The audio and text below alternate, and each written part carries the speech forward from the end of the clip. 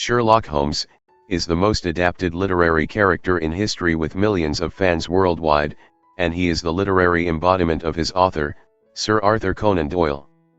It is 125 years since Sir Arthur Conan Doyle's famous detective, and his devoted friend Dr. John Watson were introduced to the world.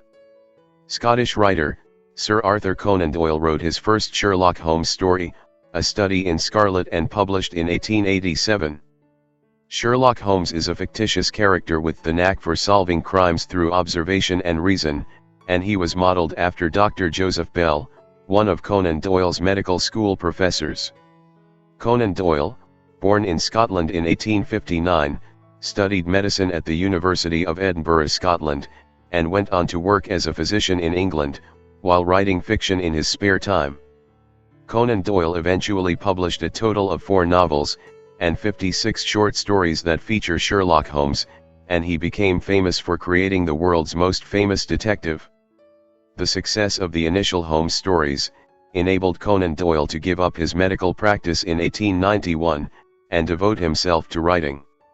Though The Last Adventure of Holmes and Watson was published in 1927, Sherlock Holmes is still an international iconic figure. Also, their London flat at 221B Baker Street, where Sherlock Holmes lived and worked, have remained hugely popular. It was a purely fictional address created by author Conan Doyle. At the time, the street numbers on Baker Street didn't even reach 200. Since the 1930s, London's street numbers had changed, and the famous address has been lumped in as part of a larger block of buildings, originally occupied by the Abbey National Building Society. From almost the day the Abbey National opened, they began receiving letters from fans all over the world, addressed to Mr. Sherlock Holmes at 221B Baker Street, London.